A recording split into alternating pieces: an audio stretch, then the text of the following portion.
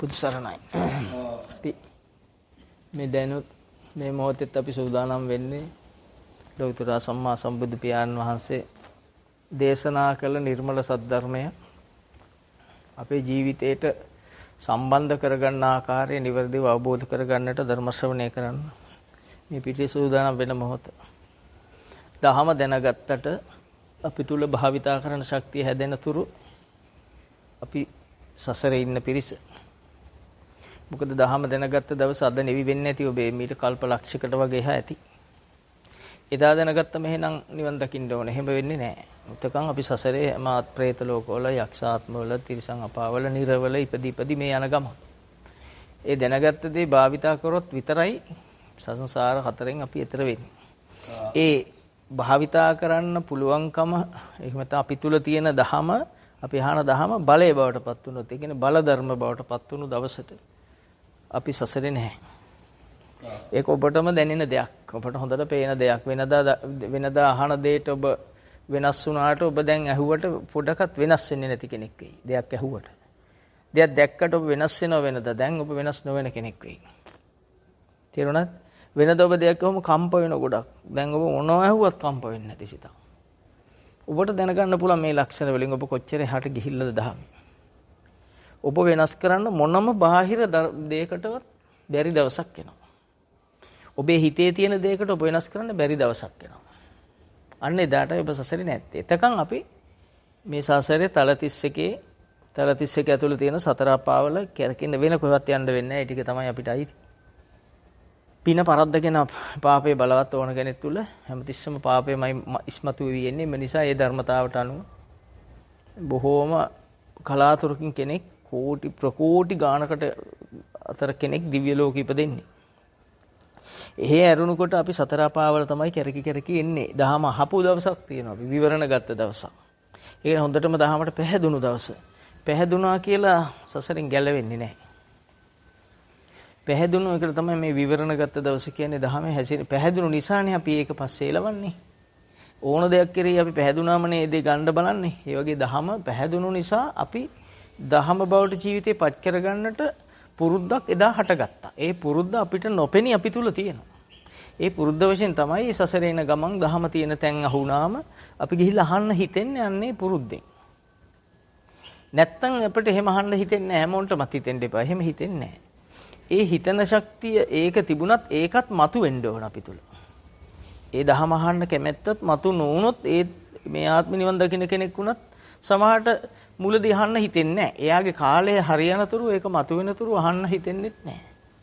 අහන්න හිතුණත් ඇහුවත් අවබෝධ වෙන්නෙත් නැහැ. ඒක නිසා මේ කවුරුවත් තක්සේරු කරන්න යන්න එපා. අරයා මෙහෙමයි මෙයා මෙහෙමයි තමාම එහෙම තිස්සම තක්සේරු කරගත යුතුයි. බුදු චුල්ලපන්තක හාමුදුරුවෝ දහම අවබෝධ කරගන්නේ රෙදි කෑල්ලක් පිරිමැදලා. ඒක නිසා අපි ඒක මතක තබා ගත යුතු. දහමට එදා උපමාව ගන්නේ රෙදි කෑල්ලක් පිරිමදින්න දීලා. ඒ වගේ ඕනතරම් අපේ ශාසනයේ උපමාවල් තියෙනවා. ඒ නිසා අපි යම් දවසක මේ කියන දහමේ පිහිටා ඉන්න පුළුවන්කම ලැබෙයි. අපි කලඹන, අපි අසහනයටපත් කරන, අපි යකෙක් කරන, අපි දරුණු කෙනෙක් කරන, අපි සතර අපායට යවන මේ කෙලෙස් ධර්මයන් අපිට අපි තුල තියෙන මේ කෙලෙස් ධර්මයන් පිරිසිඳ පෙනෙයි. පෙනුනට මදි අපි ඒ සඳහා තීරණය දෙයි මේක මට අනර්ථයක් කියලා. ඔබ ඒක මහා බලයක් කරගනි දෙන තීරණය. කෙලෙස් වලට වඩා ඔබේ බුද්ධ වචනේ ඔබ තුල බලවත් ඒකයි බල ධර්ම කියන්නේ. එහෙනම් බුදුහාමුදුරන්ගේ වචනයට ඔබ කැමැත්ත දැඩි වෙයි. ඒකයි ශ්‍රද්ධාව කියන්නේ. ඒ ශ්‍රද්ධාව සමග දැඩි වීරයක් ක්‍රියාත්මක වෙයි. කෙලෙස් පරද්දන්න ඔබ තුල ඒ දහම බලවත් වුණු නිසා. එතකොට ඔබ ඒ සිහිය පමණක් පිහිටයි වෙන ඒවා මොකක්වත් පිහිටන්නේ නැති වෙයි සතිය. එතකොට හිත හරිය සැනසෙල්ලටපත් වෙනවා. දැනේ සමාධිගත වෙනවා. එතකොට තේරෙයි මම කල යුත්තේ කළා කියලා ප්‍රඥාව සම්මාදිට්ඨියට තමන්පත් වුණා කියලා දැනෙයි. මේ අන්නේ විදිහට අර මුලින් අවබෝධ කරගත්ත ධර්ම කරුණු පහ, ඉන්ද්‍රිය ධර්ම පහ අවසානයේ බලය බවට පත් වුණු හැටි, බල ධර්ම වූ හැටි. ඒතර එකම දේ තුල බලයේ අඩුකමත් බලයේ උපරිමයක් කියලා දෙයක්. ඉන්ද්‍රිය ධර්ම අහන දවස දැනගත්ත මොහොත ඒක ඔබ තුල ක්‍රියාත්මක වෙන මොහොත බල ධර්ම. මේ தත්ත්වයටපත් වුණාම ඔබ තුල මොන විදිහේ කෙලෙසයක් ආවත්, මොනතරම් දරුණු කෙලෙසයක් ආවත්, ඔබේ කෙලෙස් වලට දෙන්නේ එකම තීරණයයි. ඒ මගේ මායя කියලා.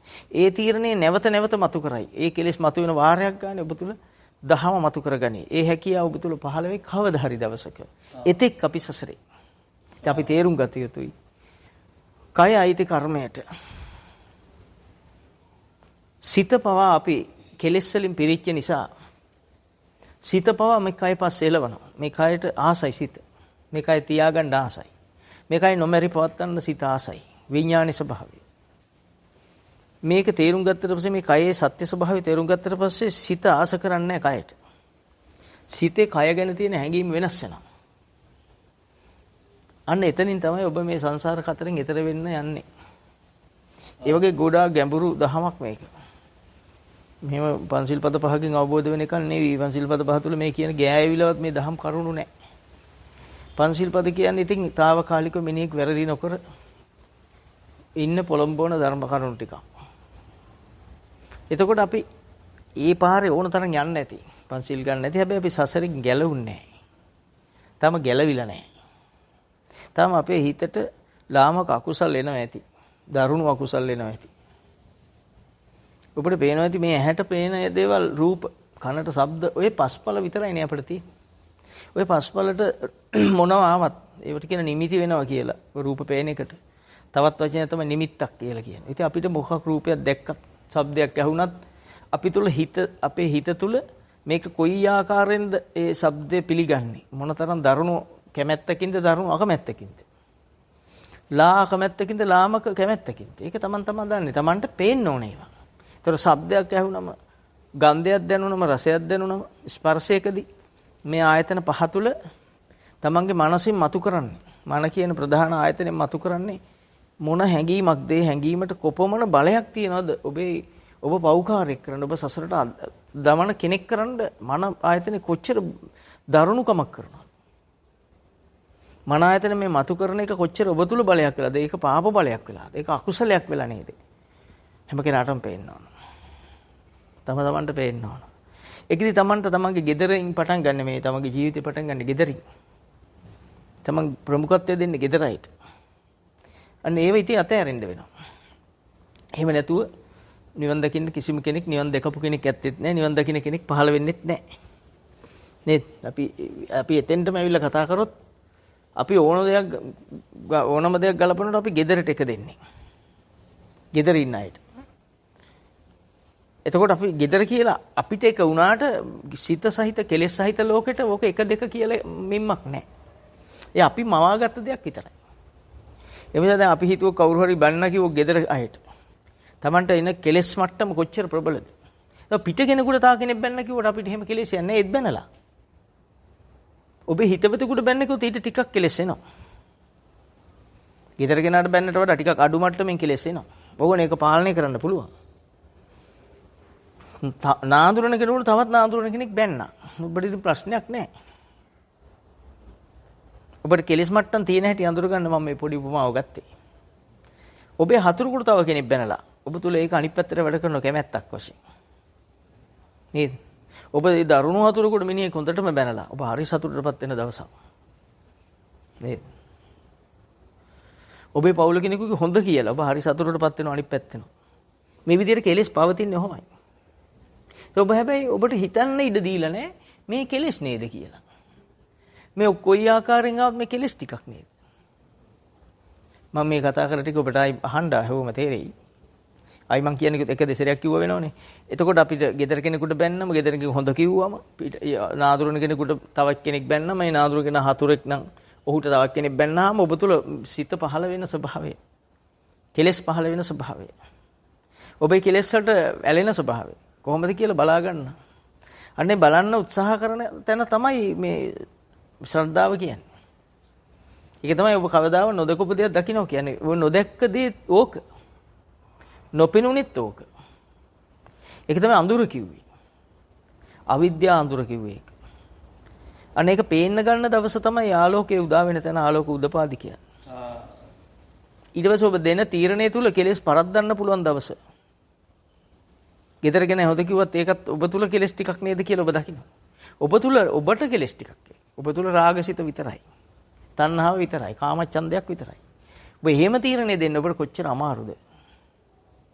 කොයිතරම් අමාරු දෙයක්ද මේ? නමුත් සිදුහත් කුමාරයා මරණය දැක්ක දවසේ නිමිති 3ක් දැකලා ලෙඩෙක් මහල්ලෙක් දැකලා මලකඳක් දැක්ක දවසේ තුන්වෙනි නිමිත්තේදී ඔක්කොම අතෑරෙනවා. ගෙවල් දොරවල් ඔක්කොම එපා වෙනවා. ලෙඩාගේදී කලකිරලා හිටපු කෙනා මහල්ලාගේදී කලකිරුණු කෙනා මරණය ගැන ඇහු ගමන් ගෙවල් දොරවල් ළමයි ඔක්කොම එපා වෙනවා. යසෝදරාලා සක්විති රජකම් ඔක්කොම එපා වෙනවා. මේ පෙරම් පුරපු කෙනාට වෙන දේ මං කියන්නේ පාරමිතා වැඟ ඇතුලේ තියෙන නිසා අරක නිමිත්ත වෙන හැටි.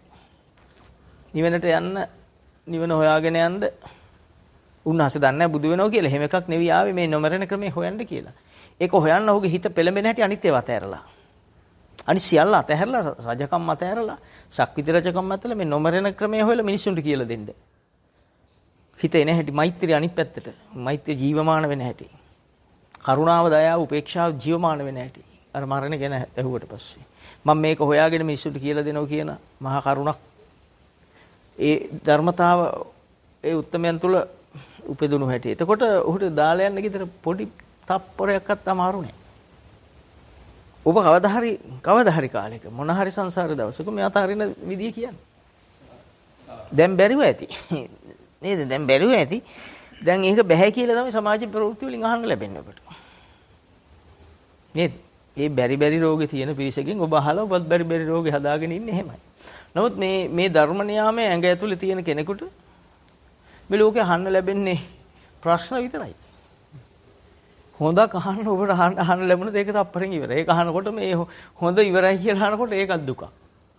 ඔබ අහන්න තියෙන්නේම කනස්සල්ලටපත් වෙන අසහනයටපත් වෙන දේවල් පමණමයි ඔබට. ගෙදරින්ද පිටින්ද රටෙන්ද විදේශ ප්‍රවෘත්ති වලින්ද ග්‍රහලෝක වලින්ද තියෙන ග්‍රහලෝක ඒවයින්ද හැම එකෙම ඔබ අසහනයටපත් වෙන දෙයක් මෙතෙක් ඇහුවා මිසක් සහනයක් ඔබට ලැබුණේ. හැබැයි ඔබ අසහනේ විඳලා පුරුදු නිසා ඔබට මේව නැතුවත් බෑ. ඒ නිසා ඔබ මේව හොයන්න ඕන තරම් මාධ්‍ය පාවිච්චි කරනවා. ඔබ අසහනයට ආස නිසා ප්‍රේතය අසුචි වලට කැමති නිසා අසුචි වලක් අසල ප්‍රේතය උපදිනා වගේ අපි ප්‍රශ්න ගොඩක් කොහෙන් හරි අපිට උදේ ප්‍රවෘත්ති ලෙස පත්‍ර ලෙස හරියනවා. පුවත්පත් සිරස්ත ලෙස හරියනවා ඔබට. අර ප්‍රේතය ජරාවට කැමති නිසා උපදින්නේම ජරාවේ. ජරාව කිව්වේ කෙලෙස්. ඒ කෙලෙස් වලට ආස කෙනා ප්‍රේතාත්මෙ උපදිනවා. එතකොට අපිත් දැන් එහෙම නිසා අපිටත් කෙලෙස් නැතුව බැරි වෙච්ච නිසා අපිටත් එක්ක පත්තරයක් කවුරු හරි ගෙනල්ලා දෙනවා කරුමෙට. නැත්තම් උදෑසන පුවත්පත් සිරස්තල අහන්න ඔබට ලැබෙනවා. ඔබ අහලා වෙන දෙයකින් Taman දන්නවා ඇතිනේ කොච්චර අසහනයටපත් වෙනවද. ඔබ අසහනයටපත් වෙනවා කියලා ඔබට මේ ලෝකෙ වෙනස් කරන්න පුළුවන්ද? හැබැයි ඔබ දන්නේ බෑ කියලා. බැරි දෙයක් අල්ලගත්ත තැන නොලැබෙන දෙයක් අල්ලගත්ත තැන දුක කියලා බුදුහාමුදුරුවෝ දේශනා කර වචනේ තෙන්ට එන්නේ නැහැ. යම් පිංචන් ලැබති තම්පි දුක්ඛං. ඔබට නොලැබෙන්නේ ඔබ බලාපොරොත්තු වෙන දේ ඉෂ්ට කරගන්න එකමයි. හැබැයි ඔබට ඒ වෙලාවට බුද්ධ වචනේ සිහිපත් වෙනව වෙනුවට අපි කාටවත් බුදු වචනේ සිහිපත් වෙනව වෙනුවට අපිට එන්නේ මොකද්ද? පුළුවන් කියලා හිතනවා මේ දේ කරන්න. අපිට පුළුවන් මේ ලෝකෙ වෙනස් කරන්න. අපි මේ ලෝකෙ වෙනස් කළා කවදා හරි අපි හොඳ ලෝකයක් ගොඩනගනවා කියලා මිත්‍යාවක් අපේ හිතට එනවා. අපි ඒක නිසා තමයි ඔය හැම කෙනාම එක කෙනා පස්සේ දුවන්නේ. මේ කියන එක ඇතුලේ ගොඩක් රහස් තියෙනවා. ඉතින් පුළුවන් අය හොයාගන්න. තනි වචනෙන් දෙන්නේ ලොකු රහසක්. ඉදිරියේදී අපි කතා කරමු. තව ඉදිරියේදී. එතකොට අපි මේවා කවද්ද අතහරින්නේ? සිද්ධාර්ථ බෝසතාණන් වහන්සේ මරණ දැක්කම මේ සියල්ල අතහරිනවා. මරණ ඉස්සරහ යාපු හැංගීම පිප්පිලිය මානවකයා සතුට නැති නාට්‍යයක් බලලා නාට්‍ය බලමු සතුට නාම මේ ඔක්කොම අතහරින්න පුළුවන්කම ලැබෙනවා. සියල්ල අතහැරලා යන්න ගුරුවරයා පව අතහැරලා යන්න මේක හොයාගෙන මේකට හේතු හොයාගෙන යන්න පුළුවන් වෙනවා. පිප්පිලිය මානවකයා සත්තු තමන්ගේ ඉඩමේ ඉන්න සත්තු අනිත් සත්තු කෑම මටත් මගේ අයිතියට අනුව කොටසක් අයිතිය කිව්වහම මේ ගෙවල් දාලා යන්න පුළුවන්කම හැදෙනවා. නේද? තමන්ගේම අය මෙරළ පෙරේත වෙලා ඉන්නවා අපි දන් දෙනවා අරෙන් දෙනවා ඒ දුන්නත් යන්නේ නැහැ. ඒතර වෙනස් වෙන්නේ නැහැ ඉන්නකම් පින් කරලා නැහැ. ඉතින් ඒත් අපි කරන්නේ අපිත් ඒ වැඩේම කරනවා. මේ සසරේ කියන්නේ ඒ තරම් භයානක දෙයක්. ඒ තරම් භයානකයි. අපිට මේ භයානකම ඇඟට ඇවිල්ලා නැතුව ඇති. ආවනම් මම කියන්නේ ඔබ ගැන නෙවෙයි සමස්තය ගැන මම මේ දහම කතා කරන්නේ. සමස්ත තුන් ලෝක ගැන. හරියට බය ආවොත් දෙවියෙක් බ්‍රහ්මෙක්වත් දිව්‍ය ලෝකවල බ්‍රහ්ම ලෝකවල ඉන්න උත්සාහ කරන්නේ නැහැ. මරණාසන්න වෙලාවේ දෙවියෙක් දවස් 14කට ඉස්සෙල්ලා දාඩිය දානකොට දේව සුවඳවල් නැති වෙනකොට සුවඳ අතුරු දහන් වෙනකොට දේව වස්ත්‍ර කිලිටු වෙනකොට දාඩිය දානකොට දෙවියන්ට අර අචර කලක් හිටපු දිව්‍ය සැප මොකක්වත් මේ මොහොතේ නැති සැප වැඩක් තියෙනවා. කල්පයක් වින්දත් මේ මොහොතේ මට නැත්තම් ඒ සැප දැන් වැඩක් තියෙද? අනිත්‍ය නම් ඒක. බුදුහාමුදුරුවෝ අහනවා මේ ලස්සන යදනිච්චන් තන් දුක්ඛ යමක අනිත්‍ය නම් ඒක දුකයි නේද? අපිට ඒ ගැළපීම එනවද? දෙවියන්ට එනවද? දෙවියන්ට මේක ආපු දවසට දෙවියෝ එවෙලෙම මගපල ලබලා ඉවරයි. මොකද දෙවියන්ට අපිට තරම් දුක් ප්‍රශ්න නැහැ. ප්‍රශ්න අඩු පෙර සසර ඉද්දී යලා හොඳ දේවල් කරලා වැඩි. ඒ නිසා හොඳ දේවල් ප්‍රබල නිසා හොඳ තැන ඉපදුණා. අපි කරන්නේ දෙවියන්ට අපහාස කරන එක. අපි ලේසිනේ. අපි පව් කරගන්නේ දෙවියන්ට බැනලා බොරු ඔය දෙවියෝ මිත්‍යා දෘෂ්ටිකයෝ කියලා අපි මොන ඇඳු බැන්දත් අපි කරන්නේ අපිට නොපෙනෙන නිසා. අපි නොපෙනෙනවම පිළිනුගන්නනේ ඉන්නේ හැම එකම. එහෙමද මොකක් පිළිගන්න බෑනේ. මොනවත් පිළිගන්න බෑ. සම්මත ලෝකේ අපි මේ මිත්‍යා දෘෂ්ටියට මොකක් හරි හරහා වැටුණා. මොනවා හරි ක්‍රමයක් කරා අපිට ලැබුණු අයන්නේ ඉඳලා කියවන්න ලැබුණු දවසේ ඉඳලා කියන්නේ ඔය ක්‍රමයි. මේ මොහොත වෙනකන් රස්සාවෙන් කන්න බොන්න ලැබෙන තුරු අපි ඉගෙන ගත්තේ අර ක්‍රමය. ඒක තුල ඉඳගත්ත නිසා බුදුදහම අපට නැති වුණා. බුදුහාමුදුරෝ දේශනා කළ දහම ජීවමානයි. බලන්න නැද්ද කියලා? හොඳට බලන්න. බුදුහාමුදුරෝ දේශනා කරන්නේ දුක කොහෙද තියෙන්නේ? දුකක් ගැනනේ දේශනා කරන්නේ. හේතුඵල ධහම. දුක්ඛ චතුරාර්ය සත්‍ය. පටිච්චසමුප්පාදේ කියන්නේ හේතුඵල ධහම ඒ චතුරාර්ය සත්‍ය. කොහෙද තියෙන්නේ දුක? පාරේ නැහැ. පාරේ තිබ්බ නැවිදින්න බෑනේ සිදුවක් කුමාරයට. නේද? අනිත්‍යය ගාම නැහැ මගේ දුක. මගේ දුක තියෙන්නේ මන් තුල. දුක කියන්නේ කුමක්ද?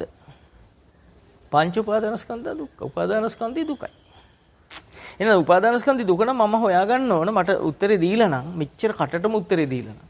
උපාදානස්කන්ධي දුක නම් මම හොයන්න ඕන උපාදානස්කන්ධය කියන්නේ කුමක්ද කියලා. ඒක මංගල් තියෙදි කියලා හොයන්න ඕන. තියෙනව දැක්කොත් එන උපාදානස්කන්ධේ දුක නම් ඇත්ත. ඉතින් බලන්න එක සැරයක්. ඇත්තද කියලා. ඇත්ත. උපාදානස්කන්ධේ අනිත්‍යද කියලා බලන්න. උපාදානස්කන්ධේ මම නොවේ, මගේ නොවේ, මගේ ආත්මය නොවේ, අනාත්මයි කියන මේ වචන තුනෙන් ගත්ත තනිපදේ අනාත්මයි කියලා බලන්න. ඇත්තද අනාත්මද කියලා. ඇත්ත නම් ඉතින් දහම ගැළපිලා. නේද? පංච උපාදානස්කන්ධේ දුක නම් උපාදානස්කන්ධය කියන්නේ වර්තමාන මොහොත නම් මේ මොහොතේ නම් උපාදානස්කන්ධේ පහළ වෙන මොහොතේ මේක අනිත්‍ය වෙනව පේනව නම් ඔබට. එහෙනම් බුදුන් වහන්සේ දේශනා කර එක පදයක් අපි දැක්කා. එක මහා ගාම්භීර බුද්ධ වචනේ කොටසක් අපි අවබෝධ කරගත්තේ අනිත්‍යයි කියන එක. එහෙනම් මම නොවේ කියන එක අවබෝධ කරගන්න මොකද මගේ නෙවි. අපි කවුරුත් දුකට කැමති නෑනේ. අපි කවුරුත් නැති වෙන දේවල් වලට කැමති නෑනේ. එහෙනම් ඒක අනාත්මයි. මම නොවේ, මගේ නොවේ, මගේ ආත්මේ නොවේ නේද කියලා. අවබෝධ කරගන්න. බලන්න තමන් දිහා. තමන් තුල තියෙන දේ මේ කතා කරන්නේ. බුදුන් වහන්සේ දේශනා කර දේ හෙට දකින්න දෙයක් නෙවෙයි. පස්සේ දකින්න දෙයක් නෙවෙයි. මේ ලෝකයේ පරීක්ෂණ නිරීක්ෂණ වාර්තා නිගමන කියලා ඒ මැටිමෝල් තර්කය නෙවෙයි මේක ජීවමාන දෙයක් මේ කියන්නේ. මේක බලන්න බෑ එයාට. පේන්නෙත් නෑ. පේන අයට ඔච්චර දඟලන්නේ නෑ නිකම්ම පේනවා. මේ කතා කරද්දි පේනවා. කතා නොකර තමයි පුරුදුනේ. කතා නොකර පුරුදුන කතා කරද්දි පුළුවන්. ඩ්‍රයිවර් පුරුදුනේ වාහන නැති තැනක. ඩ්‍රයිවර් රයන වාහන තියෙන ASCII. සිග්නල් එක දාන්නේ තනියෙන් තියෙන ජීරුත් මාරු කරන ගම. මහා වැඩ කොටසක් කරනවා. පුරුදු වෙද්දීව කරා නම් අද ජීවිතුන් අතරත් නැහැ. ඒ වගේ දහමත් එහෙමයි. දහමත් මුලදී පොඩ පුරුදු වෙලා හොඳ දේවල් කරන්න පුළුවන් කතා කරද්දි පේන්න ගන්නවා. මේ කතා කරද්දි ඇතුලෙන් එන වචනේ පේනවා. පිටත් පේනවා ඇතුළත් පේනවා.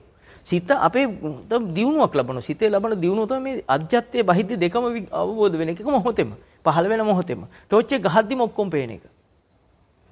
ටෝච් එකේ එළිය ගහනකොට අඳුරට එකපාරට සියල්ල පේනවා. ඒ වගේ Tamanට බාහිර ඇතුළත් දෙක වෙනස පේනවා. වෙන පිටත තියෙන රූපයක් ඇතුළේ තියෙන කෙලස් ටිකක් කියලා වෙන් වෙලම පේනවා. අන්නේ ගන්නට එනවා. ඒක ඒසනිකව පේනවා. පේනකොටම ඔබට දැනෙනවා අනේ සත්‍යයි බුදුහාමුදුරුවෝ දේශනා කරපු දේ දහම සත්‍යයි. සත්‍යයි කියන මොහොත දහම බවට ඔබේ ජීවිතේ පත් වුණු මොහොත. වෙන කොච්චර කෙස් පෙළෙන තර්ක කරන්න දෙයක් නැති දහමක් මේක. අතක්කාවචරයි කිව්වේ මේක තර්කයට ගෝචර නොවන දෙයක්මයි. මේ නිකම් බැලුවම පේන සංකිට්ඨේන පංච උපාදානස්කන්ධ දුක. එහෙනම් දුක කියන්නේ කොහොමද? අඳුරගත්තා නම් අපිට පේන්නේ උපාදානස්කන්ධේ දුකයි. එහෙනම් යමක් අනිත්‍ය නම් ඒක දුකයි. යද නිච්ඡන් තන් දුක්ඛං. යමක් අනිත්‍යද? අනිත්‍ය දේ දුකමයි. අයිති. එහෙනම් අනිත්‍ය නොවන එකක් හොයන්නේ එතන දුක නැහැ. ඔබ හොයාගෙන යනකොට ඔක්කොම අනිත්‍ය වෙනව පේන්නේ. මොනවද අනිත්‍ය කියන්නේ? පංච උපාදානස්කන්ධ. පංච උපාදානස්කන්ධ කියන්නේ මොකද්ද? වර්තමාන මොහොතේ ෂණයක් තුල පහළ වෙන. ඔබේ සිතුවිල්ලක් කියන මොහොතේ. ඔබේ හිත තුල පහළ වෙන්නා වූ ලක්ෂණ පහ.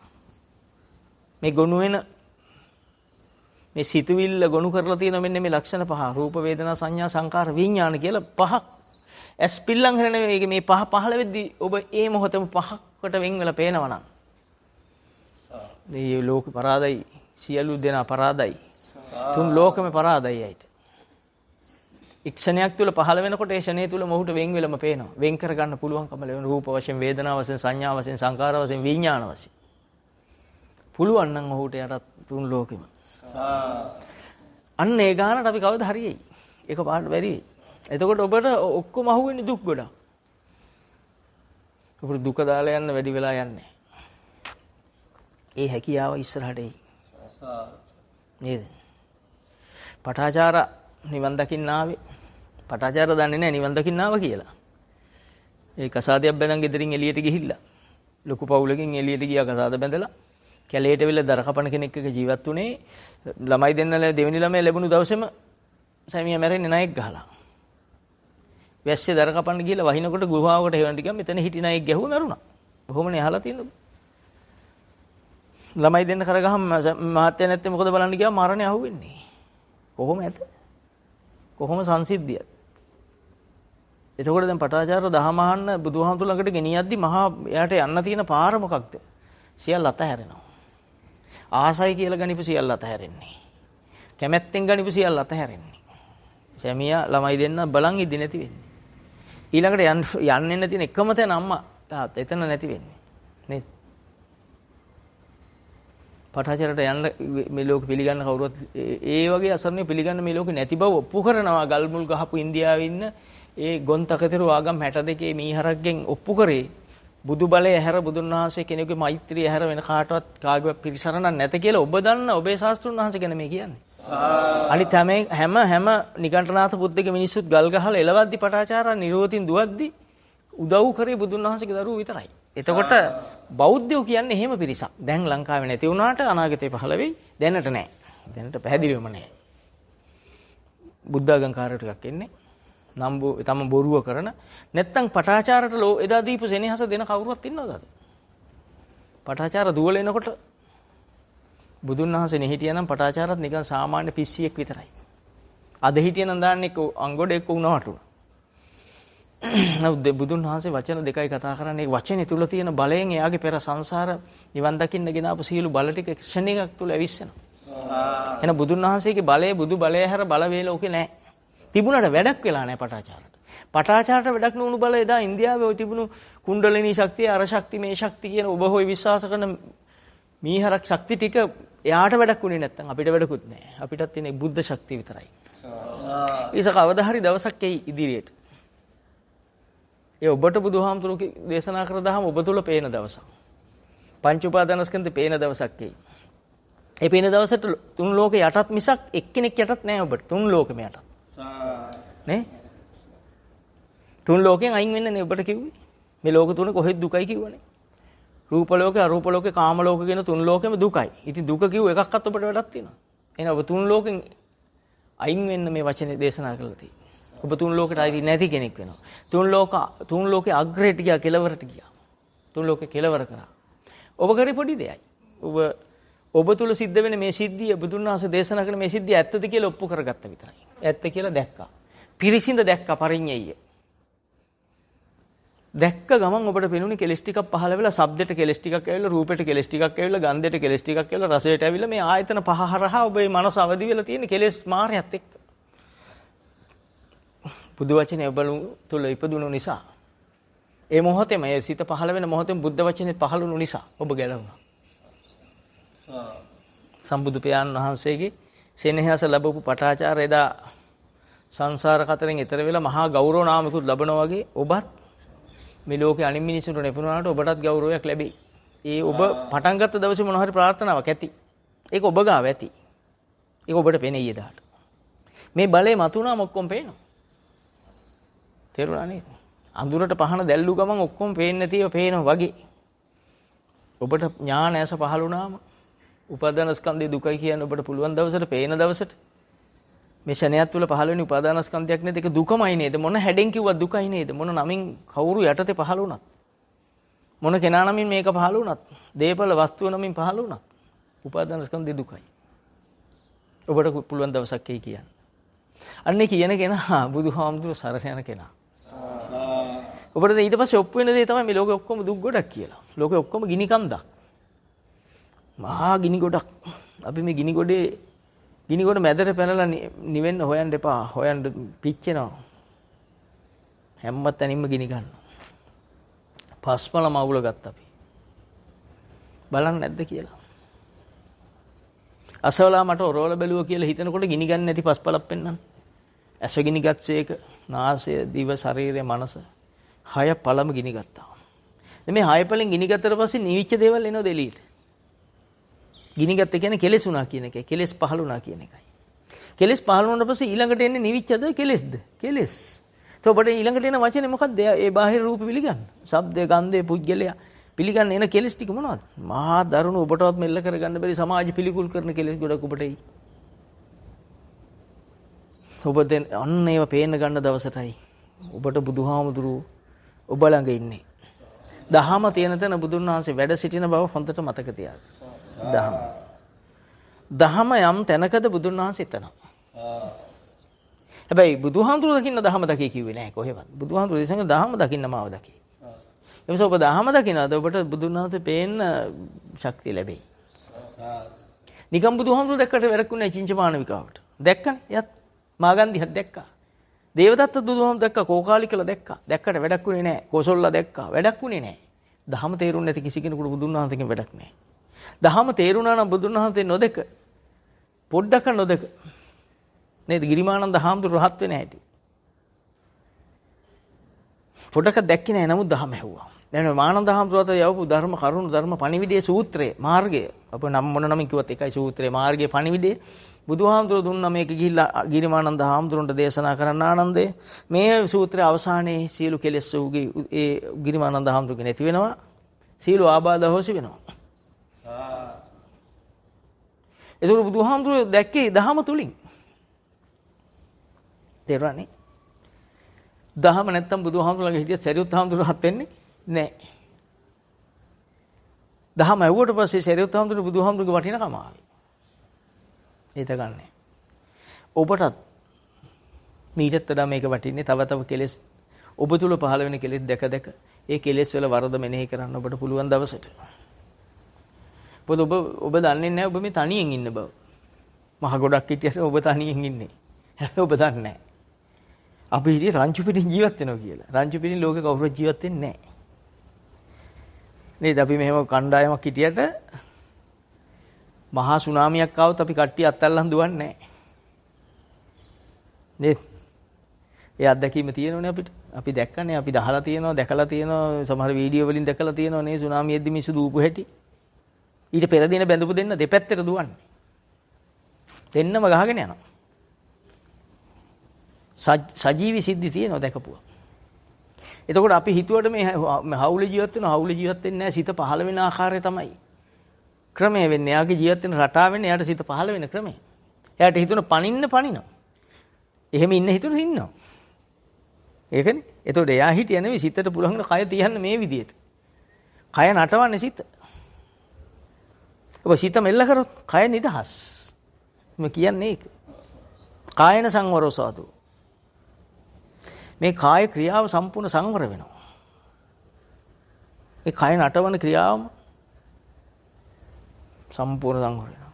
කයට විවේකජම් පීති සුඛං කියන්නේ මේ විවේකේ කයට එනවා. මහා විවේකයක් එනවා කයට.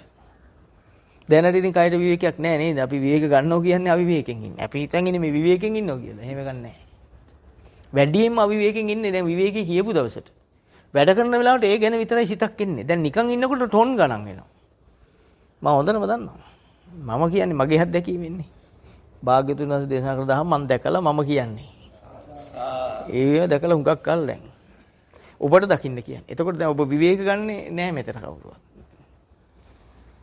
ඔෆිස් එකට ගියා නම් කෙනෙකුට ඔරෝරෝ ඉඳී ඇයිට විතරයි ඔරවන්නේ. ඇයිට ටොන් ගණන් සිතුවිලි ඒක හරි. නමුත් ගෙදර හිටියා නම් ඔය ඔක්කොම එක සැරේට එනවා. නානත්ත කාය නානත්ත සංඥා එක ක්‍රියාවල් ගොඩයි හැඟීම් ගොඩයි. එදාට ඔළුව තෙරපිලා ඔළුව ගැක්කුමයි ගෙදර ඉන්න දවසේ. කියන්නේ මේ නිවාඩු දවස හරි අමාරු ගෙදර ඉන්න ඊට වැඩිය හොඳ ඔෆිස් එක කියලා. ඔෆිස් එකේ ඉන්නකොට හිතනවා ගෙදර හිටියා නම් හොඳයි. අන්තෝ ජටා බහි ජටා තමයි.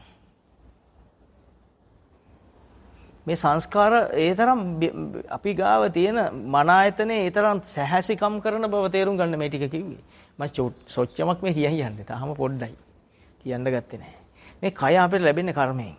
පෙර කර්මෙන් කර්මජ කය කියලා මේ කයට කියන්නේ පෙර කර්ම කරපු පින්පව් මත තීන්දුව වෙච්ච කයක්. තේරුණාද? අපි කොච්චරනම් දහමහන්න යනකොට අපේ අයට අපි විරුද්ධ වෙලද්ද පෙර සසරේ. අපිට දහම අහුවෙන්නේ ඉස්සෙල්ලා අපේ ළමයි ඕනතර නිවන් දැකපු ඇති අපේ ළඟ ඉපදිලා. අපේ ළමයි වෙච්ච අය රහත් වෙලා ඇති මහරහතන් වහන්සේලා වෙලා ඇති. පසේ බුදුරු වෙලා ඇති අපේ ළමයි. අපි එයාට විරුද්ධ වුණා. අන්න විරුද්ධ වෙච්ච එකට කර්මය අපිට මේක අහනකොට ඔළුව කඩා වැටෙන නින්ද කියලා එනවා. අහන්න දෙන්නේ නැහැ. අර විරුද්ධ වුණු කර්මය කොතනින් හරියනවා. නැත්නම් ඈනුමක් යනවා. ඈනුම යන වෙලාවෙත් ඇහෙන්නේ නැහැ. නැත්නම් වටපිට බලන සද්දයක් ඇහුණු මෙහෙ බලනවා. ඒ බලන මොහොත කියන්නේ ඔබ ඒ රූපය අසුරු කරන මොහොත මිස මේ රූපය අසුරු කරන දහම අහන මොහොත නෙවෙයි. ඔබ බලන ඔබ උරේට වැහුව මැස්සෙක් මැස්ස දිහා බලන මොහොත කියන්නේ ඔබ දහම අතහැරෙන මොහොත. එතනින් පස්සේ කියන එකක්වත් ඇහෙන්නේ නැහැ. අපි දන්නේ නැහැ මේ කර්මජ කය කර්ම මේ මනස කර්මය විසින් ඔබ කොහේ ගෙනියනවද කියලා. මේ ගැන හොඳ අවධානය දුන්නු කෙනාට ඔය සියල්ල අතහැරගෙන පරද්දගෙන යන්න පුළුවන්. නැත්තම් බෑ. ඒකයි මෙච්චර දෙයක් කිව්වේ. එතකොට බුදුන් වහන්සේ දුක කියලා කියනවා මේ ලෝකේ නොදකපු දෙයක් හේතුඵල ධම චතුරාර්ය සත්‍ය පටිච්චසමුපාද ධර්මයේ මේ නම් වලින් ඔබ අහලා තියෙන්නේ. යම් හේතුවක් මත සකස් වෙන යම් දෙයක් වෙද්ද ඒක හේතුඵලයක්මයි. හේතුව ඵලය ලෙස ඔබට පහළ වෙනවා. පෙර ආත්මේ ඔබ කාට හරි බැන්නද ඒ බැනපු එක විපාකයක් ලෙස ඒ හේතුව මේ මොහොතේ ඵලය ලෙස ඔබට පහළ වෙනවා. ඔබට දැනෙන්නේ නැහැ ඒක. තේරුණාද? අර එළුවගේ කතාව ලස්සනයි. එළුව hina වෙලා ඇඬුවා. hina වුණේ මේ ආත්මෙන් ඒ කර්ම ඉවරයි කියලා දැනිලා. හරිනේ? මොකද කොච්චර ලස්සනද? එළුව ඇඬුවේ මගේ කර්මෙ උඹ කර ගහනවා කියන. ඒතකොට කර්ම ඉවර වෙන්නේ නැහැ. මගේ කර්මයක් කෙනෙක් අතින් පළ දෙනවා ඔහු එකතු කර ගන්නවා. සමහරට ඔහු වෙන්න පුළුවන් මගේ කර්මෙ පස්සේ එළවන කෙනා වෙන්නත් පුළුවන්. ඔහු අලුත් කෙනෙක් වෙන්නත් පුළුවන්. ඒකයි නතසෝ නතාඤ්ඤු කියන එයත් වෙන්න පුළුවන්. එය නොවන වෙන කෙනෙකුත් වෙන දෙයක් වෙන්නත් පුළුවන්. ඒක හැම පැත්තටම එකක් නෙවෙයි බුදු වචනකින් කියන්නේ සමස්තයක්. නේද? දැන් අඟුලිමාල විසින් මරන්න පෙර ආත්මවල එයා මරුන් කාපුව නෙවෙයි. නේද? එයාලා වෙන කර්ම කරලා තියෙනවා. මෙයා එලෝගෙන ගිහිල්ලා මරනවා. සමහර අලුත් කර්ම වෙන්නත් පුළුවන්. සමස්ත ලෝකේ ඉන්නකම් ඔය දඬුවම් හම්බ වෙනවා. දැන් මුගලන් මහරහතන් වහන්සේ මරපු අම්මා තාත්තා ඇවිල්ලා නෙවෙයි මුගලන් හාමුදුරනේ මේ ආත්මේ ගහන්නේ. ඒ වෙන ගමක කට්ටිය මුළු ගමේ අන්නේ ආගමිකයෝ ටිකක්කට මේ හිතේන අර කර්ම එන වෙලාව. මෙයා නිසා අපට දාන ලැබෙන්නේ නැහැ කියලා. මේ ගල් ගුහාවට වෙල ඉන්නකොට අපට කන්න හම්බෙන්නේ නැහැ. මෙයා මරන්න ඕන කියලා. එතකොට අර සිත පහල කරවන්නේ අර පෙර අම්මා තාත්තා මරපු කර්ම. මේ ගමේ හිටපු මුළු තීර්ථකේ ඔක්කොම හාලා සීසානෝ රජුරන්ට අහුණා.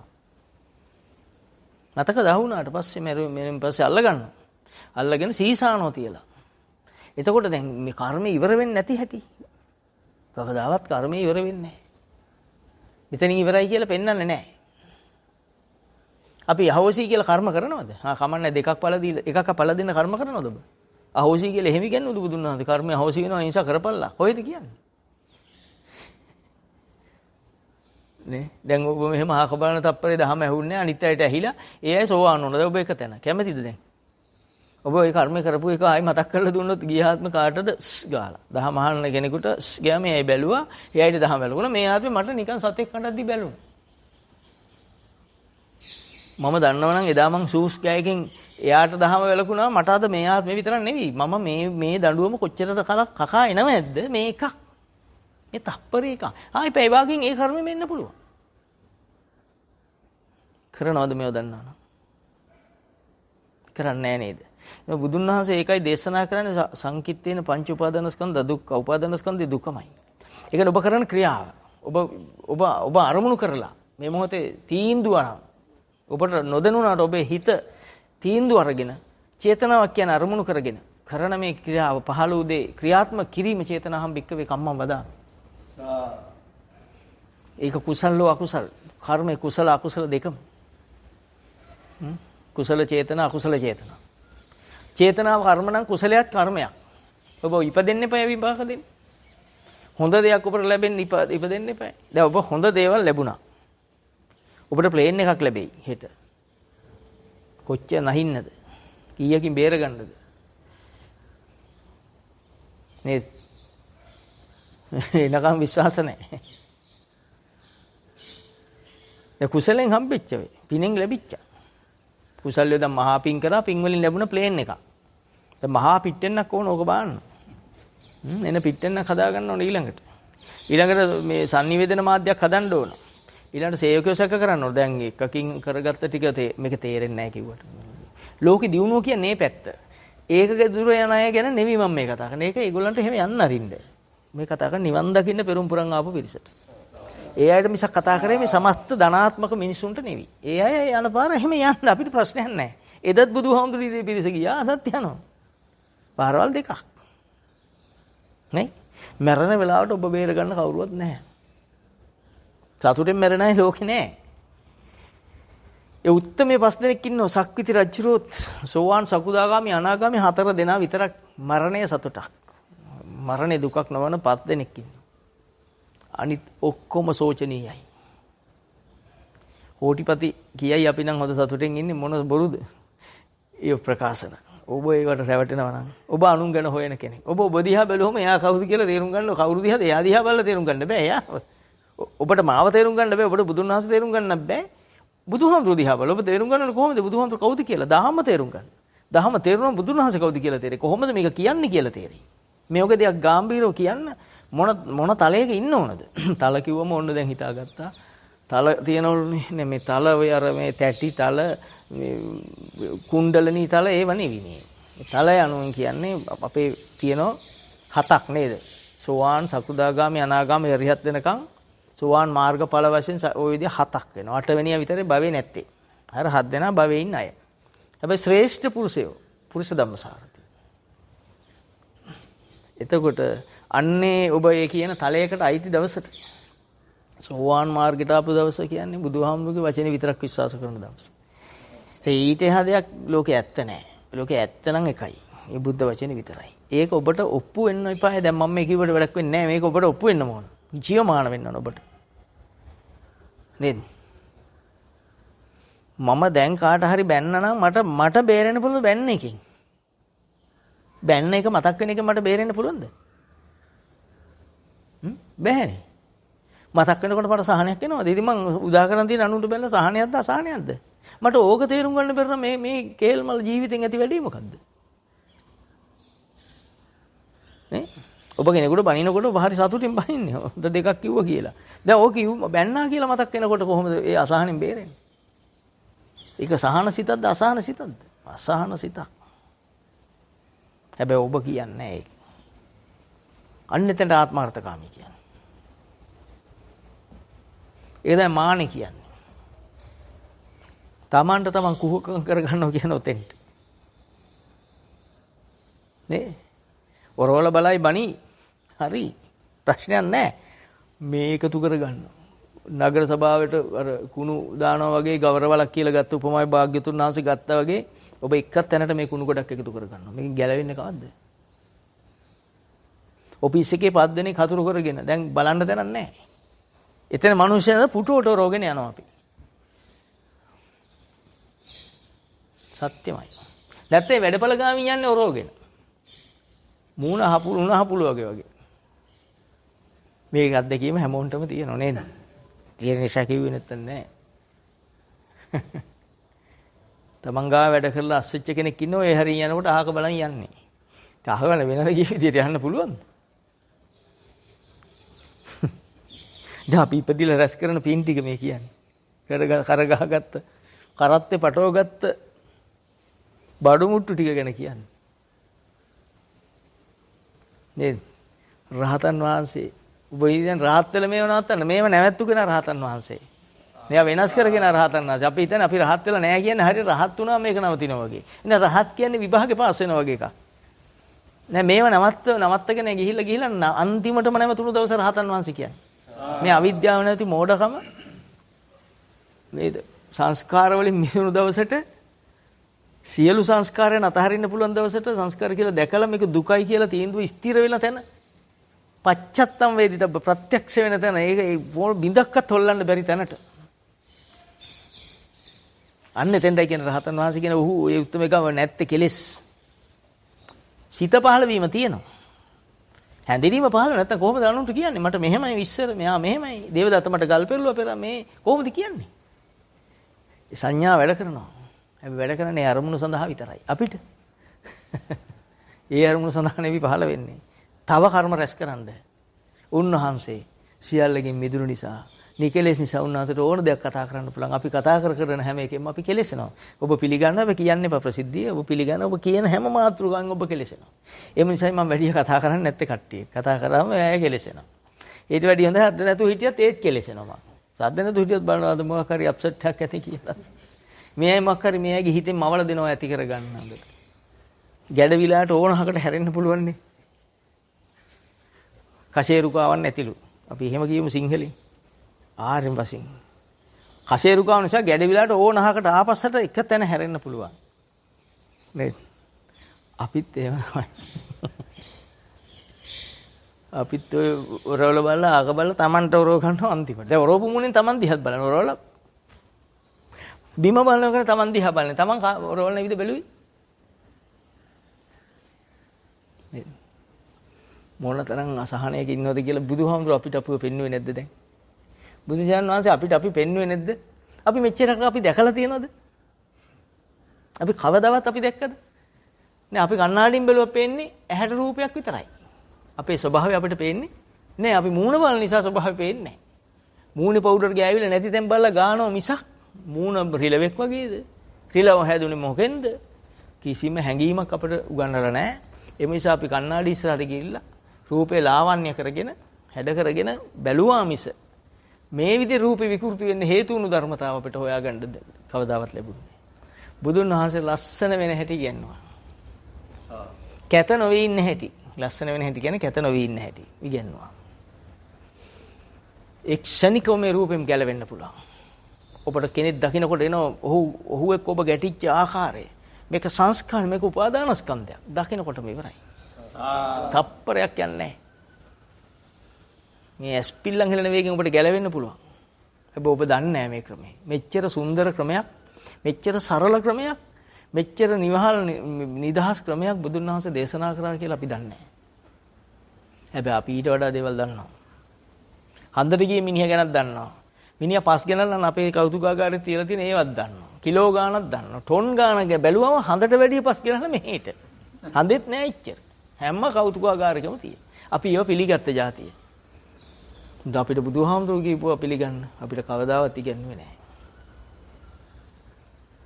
ඔබ තාම එතන ඇති ඒ දීන මානසිකත්වයේ මේක කවදා හරි ඔබ තුලින් පරද්දන්න ඕන නිසායි මම මේ කතාව කියන්නේ. ඔබ තුලින් මේ සියල්ල පරද්දන්න ඕන ටිකක් ඔබ ඉගෙනගෙන තියෙන්නේ. ලැජ්ජ ඒකයි. මේ සියල්ල ඔබ අත්හල යුතු ටිකක් ඉගෙනගෙන තියෙන්නේ. නේද? අපිට මුලින්ම බුදුන් වහන්සේ හම්බුණා නම් මේ ශාසනය තුල අපිට මේව ඉගෙන ගන්න වෙන්නේ පරද්දන්න දේවල් අඩුයි. දැන් අපි ඉගෙනගෙන පරතරයකට ගිහිල්ලා මහා වෙලා කිසිම චාරයක් නැති නිසා මහා වෙලා එයාට පරද්දන්න තියෙන දේවල් බැලුවම පරද්දනට ලේසි ඒකම දිගට යන එක. උක පරද්දින්නට වැඩි ලේසි ඒ භෞතිකවාදෙම කරගහගෙන තිරච්චීන පහත් විද්‍යාවම කරගහගෙන යන එක ලේසි නිසා ඒකට තමයි අද ලෝකෙ ඔක්කොම ඒක නිසා ඒක තමයි මාධ්‍ය කියලා තියෙන්නේ. ඒ මාධ්‍යට මාර්ගයේ ගෙනියනවද? ගිහිල්ලා තේරෙනවද? තේරෙන්නේ නැහැ. ඒ විද්‍යාව ලෝකෙ දිනු කරපු නිසා ඒ විද්‍යාවට බුදුදහම ගලපෙන්නේ ගලපන්න බෑ. ගලපන්න ගියාම ඉන්නේ හොද්ද හදන ගමන් බණ අහනවා. ඇහෙනවද? දැන් මම කියු ටික තේරුණා නම් බණ ඇහෙනවද? රෙදි අඳින ගමන් ඇහෙනවද? බොත්තම් දානවා. දැන් බොත්තම දිහා බලනකොට ඇහෙනවද අරක? බණ අහලද? බණ දේශනාවක් යන වෙලාවට අපි වෙන වැඩක් කරොත් පින්ද පවුද? ඒකවත් දන්නවද අපි? හොල්ලපු කෙනාට පින් සිද්ධ වුණාද? අතු හොල්ලපු කෙනාට. ඉරියන්ද කෙනාට පින් සිද්ධ වුණාද? මාර්ගය අහුණාද? උඩ බලන් හිටිය මිනිහට අහුණාද? නිදාගත්ත මිනිහට අහුණාද? තේරුණාද? අපි ඔච්චර දහමක් දීදී අපිට ගලපන්න කියලා දුන්නේ නැහැ කවුරුවත්. දැන් ඔබ ගලපන්න අදින් පස්සේ මේ පොඩි දෙයකින් සිදුවත් මහා බෝසතාණන් වහන්සේ මරණයක් දැකලා මොනතරම් හිතේ ධර්ම හැංගිලා තිබුණු මහා පින්බලයක් එක සැරේට ෂණිකව ක්‍රියාත්මක වෙලා බුදු වෙන්න තරම් දුර යනවා. මේ සම බුදුවරයෙක් මෙහෙමයි සතර පෙරනිමිති මුල් කරන් බුදු වෙන්නේ. මේ වැහුවට පස්සේ කලකිරෙන්නේ. බෝසත්වරුන්ට මේක අහන්න ලැබෙන්නේ නැහැ. ලෙඩ්ඩු මහල්ලු පේන්නේ නැහැ. පෙර පින්බලය වැඩි නිසා. ඒ බෝධිසත්වරයෙක් ලබන අධික සතුට කාටවත් ලෝකේ නැහැ. ශක්තිති රජෙකුටවත් නැහැ. ඒ බෝසත්වරයෙක් මහලු කෙනෙක් දකින්නේ නැහැ. වයසක පේන්නේ නැහැ. ඒ ධර්ම නියාමයක් වශයෙන් වෙන්නේ. දකින්න ලැබුණු පළවෙනි දවසේම කලකිරෙනවා. එකයි දැක්ක ගමන් ඉවරයි. තේරුණාද? ඒක දන්නේ දෙවියෝ. දෙවියෝ ඒක මවනවා. බේරෙන්න ඕන අය මේ වෙනකොට කෙනා ඇවිල්ලා කියනවා අනේ අපිව බේරගන්න කියලා. ඒ සඳහාම අවනවා. අන්න ඒ වගේ මේ ලෝකෙට එන්නේ. සියල්ල අතරින්. ඔබ අද හිතීරණය කරන්න. සංස්කාර ධර්මය දුකක් කියලා බුදුහාමුදුරුවෝ පෙන්නනවා. සියලු සංස්කාර දුකයි. සියලුම සංස්කාරය. හොඳට පාඩම් කරගන්න. හොඳට මතක තියාගන්න මේ වචනේ. සබ්බේ සංඛාරා දුක්ඛාති. සියලු සංස්කාර දුකමයි. යදා පඤ්ඤාය පස්සති. නුවණින්ම දකියෝ. අතනින් බින්දති දුක්ඛේ දුකෙන් නිදහස්මයි දැක්කොත්. ඒ සමග්ගෝ විසුද්ධිය. එයමයි නිවනට මඟ.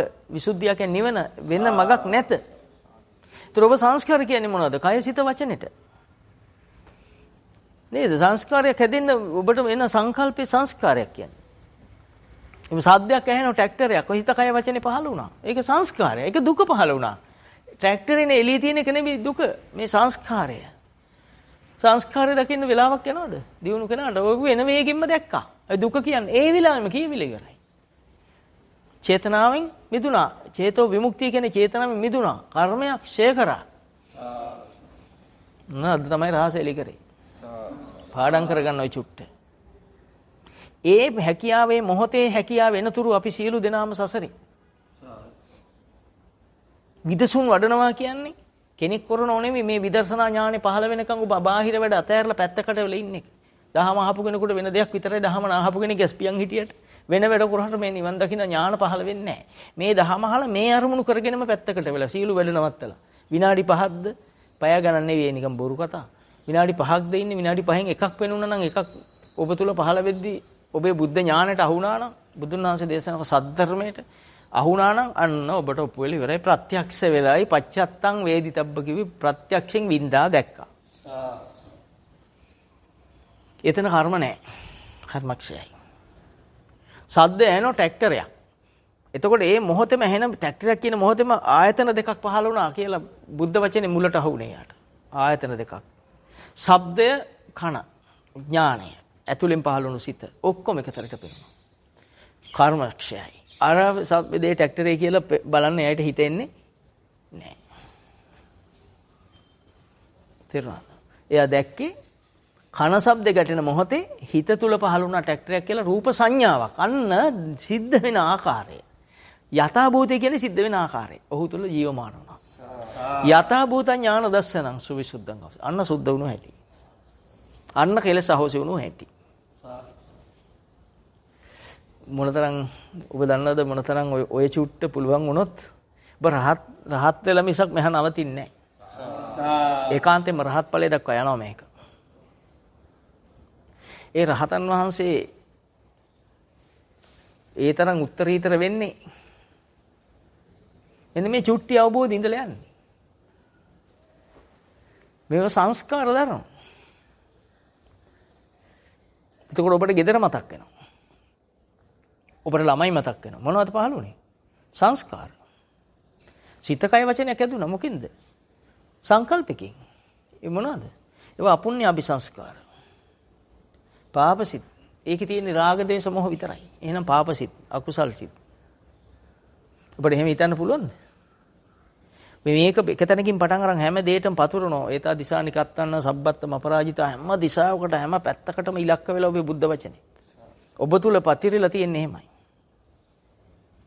පුතා කියලාවත් දුව කියලාවත් බිරිඳ කියලාවත් සැමිය කියලා මේ පංච උපාදානස්කන්ධය පහළ වුණා කියලා බලන්න පුළුවන් තත්ත්වෙට ඔබේ හිත තුළ මේ ධර්ම ඥාණය බල ධර්ම බවට පත් වෙලා බලයේ බවට පත් වෙලා. දැන් ඔබ තුළ බලයේ වතුරන් තියෙන බුදුන් වහන්සේගේ වචනය. බල ධර්ම. ඔබට පුතා කියලා හැඟීම එන්න පෙර ඒ කාමච්ඡන්ද එන්න ඉස්සෙල්ලා කාම එන්න ඉස්සෙල්ලා ඒක ඇසුරු කරන්න ඒක සැපයි කියලා ඇසුරු කරන මේ මෝහය එන්න ඉස්සෙල්ලා ක්‍රියාවට ප්‍රථම බුද්ධ වචනේ පහළ වෙනවා. මේක සංස්කාරයක් කියලා දකින්න. එතකොට ඇසුරු වෙන බුද්ධ වචනේ. මොකද ගැලවෙන්න තියෙන එකම වගේ එයයි කියලා ඔබ අවබෝධ කරන් තිබුණු නිසා ආයේ බුද්ධ වචනේ එනකොටම ඔබේ හිතෙන් ඒක අල්ලගත්තා. ධම්මකාමෝ භවං හෝති. මේ දහමට කාම උණු තැන සිද්ධ වෙන හැටි. ටක් ගාලා ඉවරයි. පුතා කියලා හැඟීමක් ආවිලා පුතා කනවත් දන්න එක දෙවෙනි එකක් උපදවන්නේ නැත්තේ එතනින්. උපන් එක පහ වුණා තවත් එකක් එන්නේ විදියක් නැහැ. දැන් තියෙන්නේ නූපන්න කුසල නූපදින තත්ත්වේ. නූපන්න කුසල කියන පුතා ගැන ඊළඟ ඒව එන්න විදියක් නැහැ. එහෙනම් එන්න විදියක් නැති මොකක් නිසාද උපන්න කුසලේ පහ වුණු නිසා උපන්න කුසල දැක්ක නිසා. මොන ඔබට තේරෙන බස. දැක්ක නිසා අවබෝධ වුණු නිසා දැන් ඒ ගැන ඊළඟ හැඟීමක් එන්නේ නැත්තේ. හැඟීම නවත්ත ගත්තේ බුද්ධ වචන නිසාන්නයකට තියෙන නූපන් කුසල් ඉපදුනා කියන්නේ. දැන් නූපන් අකුසල් නූපදිනෝ කියන්නේ තවත් සංගීමක් තවත් සංකල්පයක් නූපදිනේ. නූපදින්නේ උපන් සංකල්පය දැක්ක නිසා. එහෙනම් දැන් තියෙන්නේ මොකද්ද බුද්ධ වචනේ? බුද්ධ වචනේ තමයි කුසලේ කියන්නේ උතන. මාව ගලවපු මාර්ගය, මාර්ග ඥානය.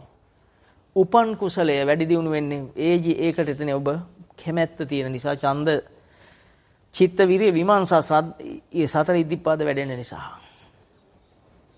සතර ඉද්ධිපාද කියන්නේ ඡන්ද චිත්ත විරිය විමර්ශන. ඡන්දය කියන්නේ කැමැත්ත. චිත්තය කියන්නේ හිත අරමුණු කරලා. විරිය කියන්නේ නොපසුබට වචන කිව්වම දැන් සිංහලේ තියෙන නොපසුබට කතා නෙවෙයි මෙතන තියෙන්නේ. නැත හිත අපි නොපසුබටයි කියලා.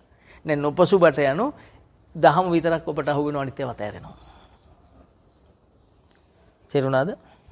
එතකොට චිත්ත විරිය විමර්ශනය හරියට ගැලවුණාද යන්තම් හරිය අහුණාද කියලා සිත තුල විමර්ශන ශක්තියක් ඇදෙනවා. සතර ඉද්ධිපාද වැඩෙනවා. ටක් ගාලා ක්ෂණයක් ඇතුළත 37ටම කියන්න හැකි. මට කිව්වොත් ඔබට මතක තියාගන්න බෑ. ඔබට පුළුවන් ප්‍රමාණය වුණ දෙන්න. ලිඳේ මොතුරු දෙන්නේ නැහනේ. කෙනෙක් බොන්නාම කොච්චර දෙන්නේ? එයාට පුළුවන් ප්‍රමාණය. තේ එකක් බොන්නාම ගන්න කඩේ තියෙන තේ බූලියම දෙනවද? නෑ ඕන ප්‍රමාණය දුන්නා. මාත් දෙන්න එච්චරයි. ලෞතර බුදුන් වහන්සේ ඔක්කොම දහම කිව්වද? අර කැලේට ගිහිල්ලා භාවනා වර්ධගත්ත භික්ෂුන් වහන්සේලාට කරණීයමෙත් සූත්‍ර කිව්ව මිස සතිපට්ඨාන සූත්‍රය දේශනා කරා. නෑ එතෙන්ට යාළුවා නිවනට අදාළ කොටස් ටික දුන්නා. හැබැයි ඒ සතිපට්ඨාන සූත්‍රයේ තියෙන දේ හරය තමයි. ඒක හරි. හරය එකයි. මොකද හරය? අවිද්‍යාවෙන් මුදවන එක. නේද?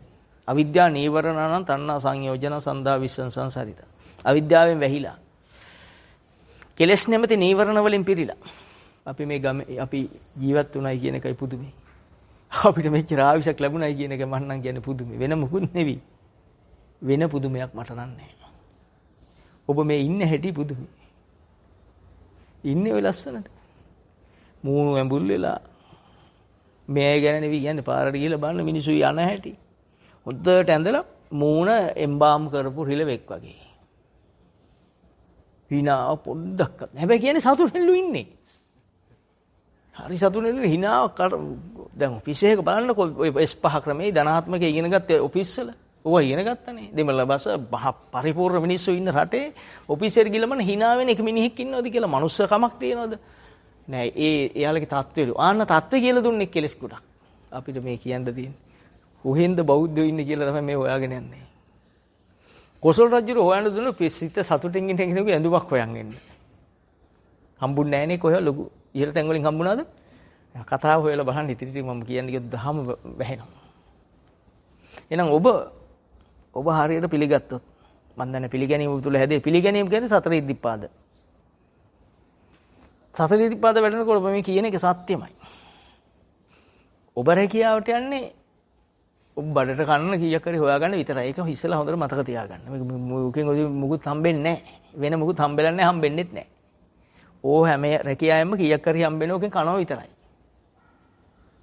ඒ සඳහා යනවා කියලා හිතන් යන්නේ ඒතකොට ප්‍රශ්නේ ඉවරයි. ඔබ නිහතමානී. නැත්තම් ඔබ මානෙන් යන්නේ. නිහතමානී නැත්තම් අනිත් පැත්තෙන් යන්නේ මානෙන්. ලෝකයෙන් මොකක් බලාපොරොත්තු නැහැ අපි. අපි hina වෙනවා අපි බලාපොරොත්තු නැහැ hina වෙන්න ඕනේ නැමත් එක්ක. එහෙම දික්තියක් අපේ නැහැ. දික්තියෙන් තොරයි මගේ ජීවිතේ. මං hina වුණා කියන මගේ හැංග පුරුල් කරන වැඩක්. ඒක අනුන්ගේ දේ බලාපොරොත්තු කරනවා මං hina වෙලා නැහැ. මං කෙලස් ටිකක් පාවිච්චි කරලා නැහැ. මම hina වෙලා මගේ හිත කය වචනේ පුරුල් කරගන්න. දරුණු මට්ටම මෙල්ල කරන්න මං hinaව පාවිච්චි කරනවා. මගේ hinaව මගේ අවියක්. අද තීන්දල වෙනස් වෙන්නේ නැත්තම් ඔබ හිතන් හිටියේ ඔබ hina වුණාම අනිත් මිනිහා hina වෙන්න ඕන නැත්තම් දෙගුණයක් විරවනවා ඊළඟට. hina නොවන ඔබ අන්දර අර දරුණු හිටියට වැඩිය දරුණු රිලෙවෙක්. මූණ ඊළඟ දවසේ යන්නේ උණ හපුළු මූණ හදන් අතනින් වරමනිය හයිය hina වුන්නේ නැහැ කියලා සංකල්පය ඇවිල්ලි ඉවරයි. එතනින් යන්නේ කොහොමද? උණ හපුළුවෙක් යන්නේ. සත්‍යද නැද්ද? සත්‍ය නිසානේ සද්ද නැත්තේ වෙනද නම් සාදුකාර දෙලා සාදුවක්වත් දෙන්නේ නැහැ. කියන්න බෑනේ ඔක්කොම දෙයියනේ බලන් හිටියා වගේ කියනවා. නේද? සංස්කාරවල ස්වභාවය මේ කියන්නේ. නැද්ද? ඒකනේ ගෙදර ඇවිල්ලා කියන්නේ. කියලා තියෙනුනේ අපිට නිකන් හොඳ නරක කතා කරන්න කියලා. හවසට ඇවිල්ලා කියනුනේ අද නම් හරි නෑ. මං ගිය තැන අද හරි නෑ. දෙන්නෙක් මාත් එක්ක තරහයි, තුන් දෙනෙක් තරහයි, පස් දෙනෙක් තරහයි. එයා එක තාගෙන කතා කරලා එයාත් සැකයි. දැන් බලනකොට කවුරුත් සැකයි. අන්තිමට මේක කොයනකොට ඒගොල්ලෝ දෙමව්පියෝ මහා සෙට් කණ්ඩායම කහුවෙලා මේකට. දුක කියන්නේ කොහොමද? මං අහනවා. මේ සියලු සංස්කාරයන් ඔබට දුකයි. ඔබ මේ සංස්කාර දුකයි කියලා දැකලා ඔබ අමාරුවෙන් ආයාසයෙන් මේ සංස්කාර විදියට මේක දැකලා ඒක දුක කියලා මේ බුද්ධ තීරණය දීලා දැකලා බුද්ධ තීරණයම ඔබ තුළ ජය ගන්නතුරු යදග්ජගාසක්්‍ය මුනි සමාහිතෝ කියන්නේ මේක ඔය බුද්ධ වචනේ දිනිනතුරු ඔබ මේ තීන්දුව නැවත මෙනෙහි කරන. නැවත ගලප ඉන්නකොට ටික වෙලක් යද්දි දුක අඩු වෙනවා. හැබැයි අරේලා මතක් වුණාම ආයෙ එන්නේ නෑ. එයාලත් මගේ සංසාරේ අන්න දෙනෝ එතෙන්ට තීරණය. අත්‍යාසව දස්සනා පහතබ දර්ශනෙන් පහ කරන ක්‍රමය ඔය කරේ. දැන් ඔබට තියෙනවා ආශ්‍රය කිරීමෙන් පහ කරන ක්‍රමය. විනෝදනා පහතබ දැන් ඔබ තීරණය දෙන්න ඔතෙන්ට. නෑ ඒ අයත් අහිංසකයි. ඒ අයත් මම වගේ අය. ඒ අය දහම දන්නේ නැති අය. මම දැනගෙනම එහෙම නොදන්න මිනිහා කොහොමම නොදන්න කාලේ මාත් ඔහොමයි කියලා හිතුව ගමන් එයා එක තියෙන වෛරෙත් ටිකක් අන්න අඩු වෙලා යනවා. අන්න මෛත්‍රියටපත් වෙන හැටි. එක පැත්තක් විතරක් හදලා බෑනේ නේද? බිත්තිය එක පැත්ත එකපරාරු කරන්නේ. එහෙනම් ඕන හැටි ගඩොල් තියන් යන්න හැකිනේ. නෑ දෙපැත්තම කපරාරු කරනවා. ඒ වගේ දෙපැත්තක් තියෙන ඔබට හදන්න ඔබ සුද්ධ වෙන ගමන් ඔබ අසුද්ධ වෙන උදව් බාහිර පාර්ශවයත් ඔබට වෙනස් කරගන්න වෙන සංසාරෙන් ගැලවෙන්න. නැත්තම් නම් බෑ. ඒකයි මේ බුදුහාමුදුරු නියාගේ සුලංගිල්ලට පස් පොඩ්ඩක් කරන් පෙන්නුවේ මෙච්චර සොච්චන් ටික දෙනෙක් අවබෝධ කරගන්න දෙයක් මේ දේශනා කරන්නේ. මහ පොළොවේ පස් ගොඩයි නියාගේ තිබුණු පස් ටිකයිනේ උපමාවට ගත්තේ ගලපලා පෙන්වුවේ බුදුන් වහන්සේ සංසන්දනය කරලා පෙන්වුවේ. ඒතකොට මහ පොළොවේ කොච්චර පස්ද බලන්න. ඔබ කවදාත් ඔබ බලලා නැහැ හුවට මන් දන්නවා. මේ ඉන්න එකදු කෙනෙක් ගලපපු බුදුහාමුදුරු දේශනා කරපු උපමාව මහ පොළොවට ගලපලා බැලුවද? මෙතන එක්කෙනෙක්වත් බැලුවේ නැහැ. ඇහුවා විතරයි. ඇහු නිසයි බැරි. බලන්න දැන් පොළොව දිහා. බුදුහාම මේ මෙච්චර පස් මේ වැලි ඇට බුදුහාම මේ නියාග තියෙන සොච්චම කොච්චරද? එතකොට බුදුහාමුදුරු සරණ යන්නේ එච්චර ටික දෙනෙක්. අපි දුක් වෙනවා අනේ අනිත්‍යයි මේ ධහම පතුරවන්න ඕන. පතුරවන්න දඟලන්න එපා. ධහම මතු කරගන්න ඔබ තුල පැතිරෙයි. බුදුහාමුදුරුත් එහෙම හිතුවේ නැහැ. ඔබ හිතන්නේ ඒවා. ඒකනේ බුදුහාමුදුරුවෝ ධහම අවබෝධ කරන සද්ද නැතුව හිටියේ. මේක කිව්වට තේරෙන්නේ නැහැ කියලා පැත්තකට වෙලා හිටියා. ඉතින් උන්වහන්සේ එහෙම දැකපු ධහම අපි හිතනවා බුදුහාමුදුරුවෝ වැඩි අපිට පුළුවන්. මේක කිව් ගමන් අවබෝධ වෙන්න ඕන එක්කෙනා. වෙනවා නම් බුදුන් වහන්සේට සමම්පති මහා බ්‍රහ්මයා ආරාධනා කරේ ඒකයි මේ ටික දෙනා ගලව ගන්න. ඔක්කොම ගලව ගන්න නෙවෙයි. නේද? දැන් තේරෙනවා අපිට කොහේ හරි වැරදුණු තැන් ටිකක් අද ගියුනේ නේ. අද නම් ඔළුවට ගැහුවා වගේ තමයි. හරි සතුටු වෙන්න මේ වහලා. බුදුහාමුදුරුගේ නම ඇහුවම සතුට එන්නේ 1000ට. ඔබට හිතෙනවා ඇත්තටම මේ මගේ ළමයි ගලවන්න නැත්නම් හොඳයි නේද මගේ පවුල වල අය ගලවන්න. මේ Tamanටත් බැරුව Tamanට මේ ඉබි කබල්ලෙන්ගේ පනින්න බැරුව මහා බාල්දියක් උහාගෙන ඒක හරින් වුණොත් මේ පැත්තට වැටෙනවා. මෙහෙන් වුණොත් අනිත් පැත්තට වැටෙනවා. Tamanටත් බෑ අනුන්ටත් බෑ. ඔබ ඉස්සෙල්ලා ගැලවෙන්න. ඔබ ඉස්සෙල්ලා තේරුම් ගන්න මේ 10. ඔබ පෙරම් පුරන් ආවිල්ලා අනිත් එනා පෙරම් පුරනකම් ඔබ බලන් ඉන්නෝ කියන්නේ. ඒ ඉන්නේ පෙරම් පුරන්නේ නැත්. ඔබට හම්බ වෙන කරුමෙට පෙරම් පුරන්නේ නැති කෙනෙක්. නැද්ද?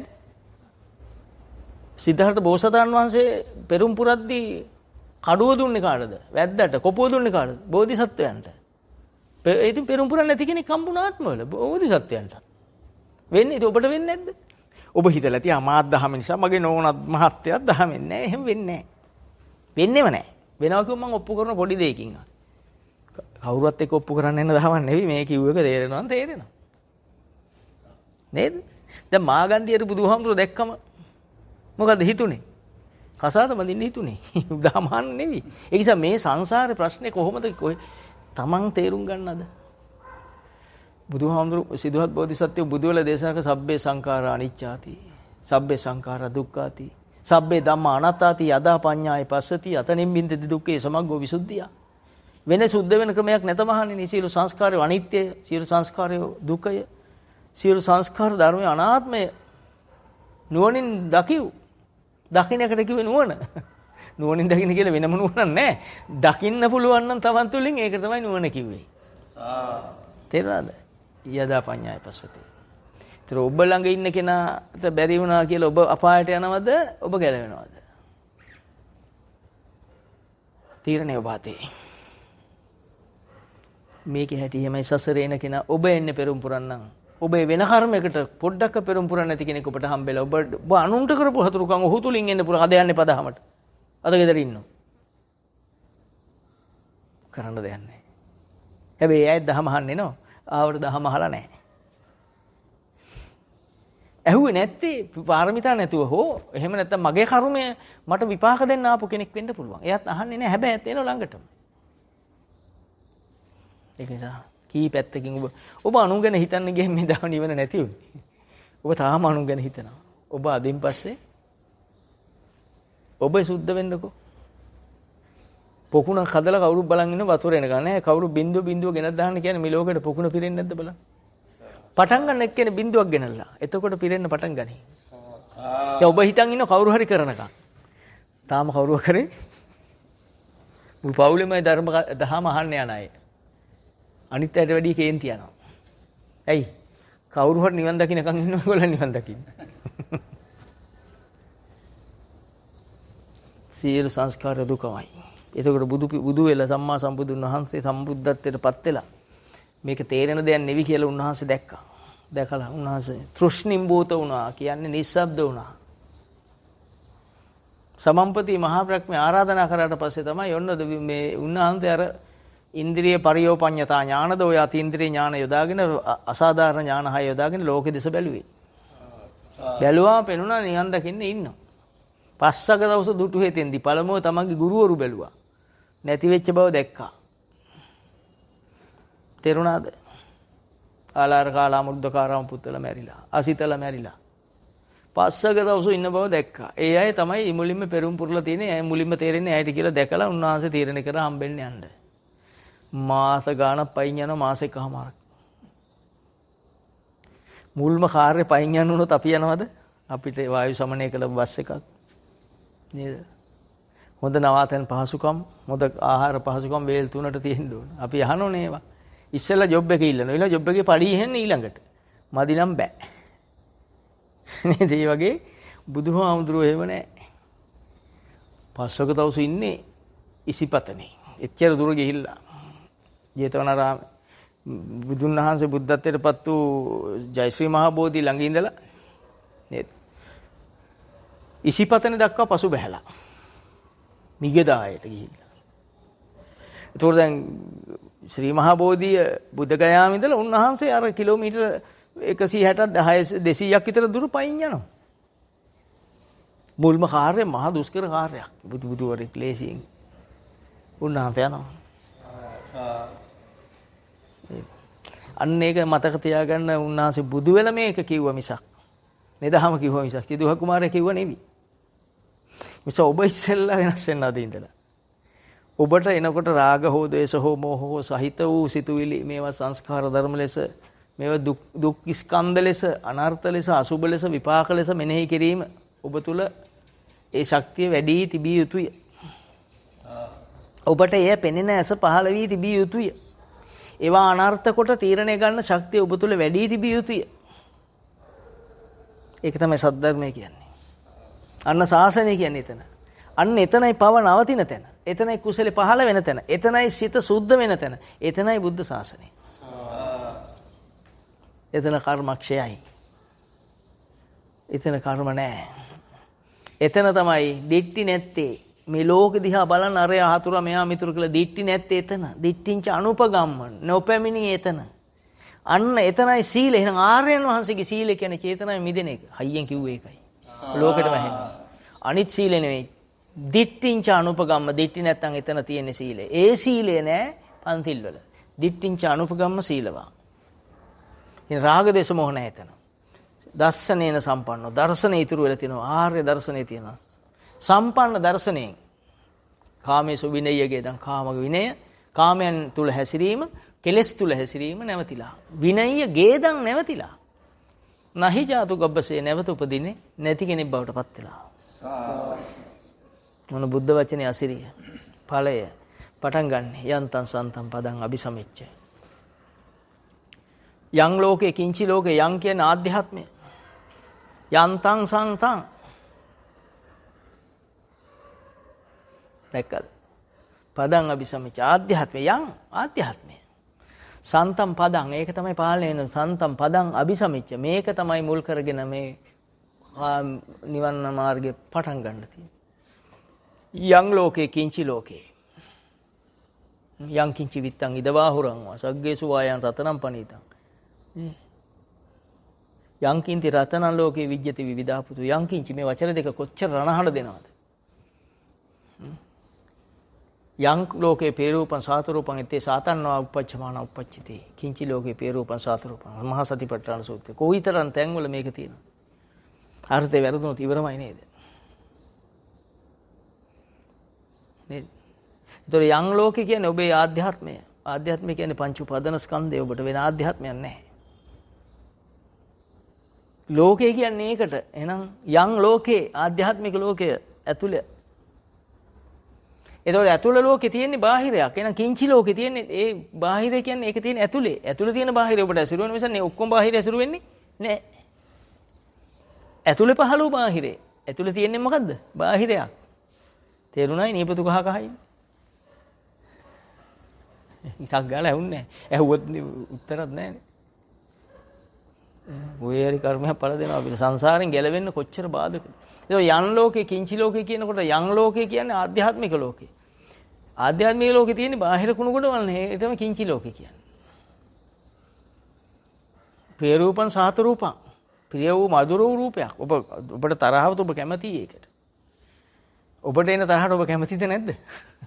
ඔබ කැමති නම් තරහ තියෙන්න බෑනේ. නේද? ඔබ කැමති නිසානේ ඔබ තරහෙන් අනිතට ගොරවන්නේ, පුප්පන්නේ. අතට අහුවෙන ඔක්කොම අවියෙන්නේ. නැද්ද? ඇතිනේ. ඔන්න කියන්න ඕන ටික කිව්වා. ඉතින් මේ අපි ඉරිදක් අයිනක දවසේ කතා කරන නිසා මම අදට මේ අවබෝධය තුල ඔබ පහළ පිහිටා ඉන්න. ඔබ බුදුහාමුදුර සරණ යන කෙනෙක් බවට ඔබ සාක්ෂි දරයි. බාහිර සාක්ෂි ඔබට අවශ්‍ය නැහැ. ඔබ යන බව මටවත් වැඩක් නැහැ. ඔබ යන බව තුන් ලෝකෙට හරි වැඩදායකයි. ඒක සත්‍යයි.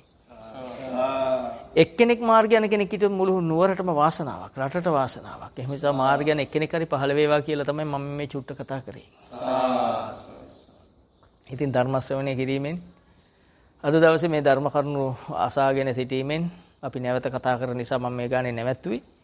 ධර්ම ශ්‍රවණය කිරීමෙන් යම් කිසි ධර්ම ඥානයක් ඔබට පහළ වෙන්නට ඇතැයි මම විශ්වාස කරනවා. මේ සියලු ධර්ම කරුණු තුල උපදවාගත් අතිගාම්භීර පුරුෂ ශක්තිය අප තථාගත විතරාගී ලෞතර සම්මා සම්බුදු පියාණන් වහන්සේ ඇතුළු මෙතෙක් පහළ වූ සියලු විතරාගී තථාගත සම්මා සම්බුදු පියාණන් වහන්සේලාට ඒ සියලු පින උත්තම පූජාවක් වේවා.